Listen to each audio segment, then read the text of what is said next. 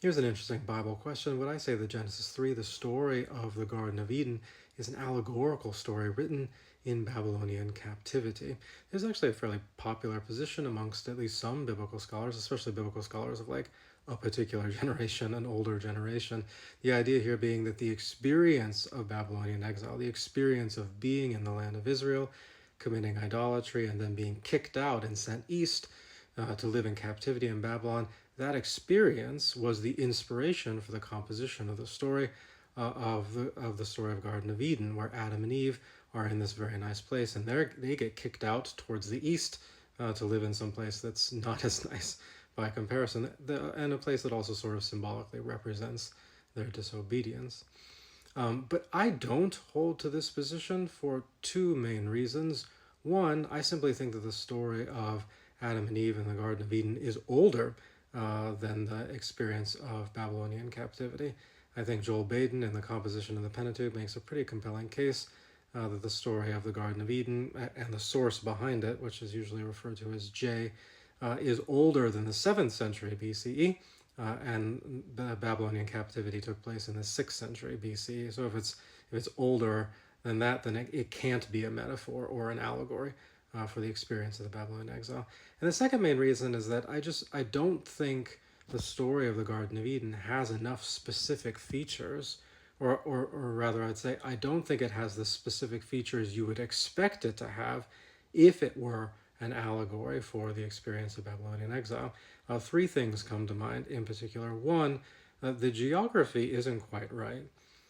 If the story was supposed to serve as an allegory for the experience of Babylonian captivity, then what I would expect is that the Garden of Eden would be located in the land of Israel. And in that way, when they got kicked out towards the east, that would be in the general direction of Babylon, across a big desert, but in the general direction of Babylon. That would make sense. But that's not where the Garden of Eden is located in the story. The Garden of Eden is actually located much closer to Babylon itself. And so when they're kicked out towards the east, that actually puts them in like Elamite or Persian territory or something like that. So that's like a weird disharmony between the two geographies that I don't think would be there if it was meant to serve as this allegory. Another thing is that almost all the biblical authors who are writing during this time period, the Deuteronomistic historian who put together Deuteronomy through 2nd Kings and Ezekiel in particular, the authors who are writing in the midst of Babylonian captivity all agree that the reason for the Babylonian exile is because of idolatry. That was the defining sin that caused the experience of Babylonian exile. So I would expect, if the Garden of Eden story was to serve as an allegory for that, that would be the sin of Adam and Eve too. They would have committed idolatry to get themselves kicked out. But that's not what happened. You would expect the story to be written in such a way that like either the snake demanded worship from Adam and Eve, or like there was some idols there, or some other deity that they had the opportunity to worship and they did.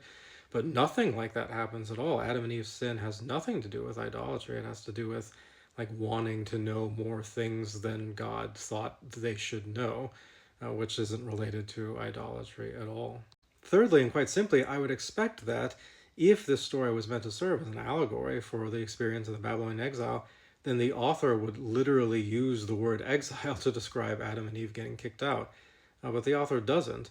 The two verbs there that like describe Adam and Eve leaving, one is sent, they are sent out, and the other word is they are driven out, which is often used in like military context when you're driving a people group out of a city or a region or something like that. But in neither case do they use the Hebrew word for exile, galah. That word doesn't appear anywhere in the story. So if it's kind of weird, like you have the opportunity to describe this as an exile from the Garden of Eden in order to really tie those two things together, and that opportunity is just passed on. And so for lack of these specific features that you would expect, and because I think the dating doesn't match, I think the Adam and Eve and Garden of Eden stories are just older than the 6th century BC. For those reasons, I don't think it's an allegory. But if you thought this, you would be at home with several other biblical scholars who think this is the case.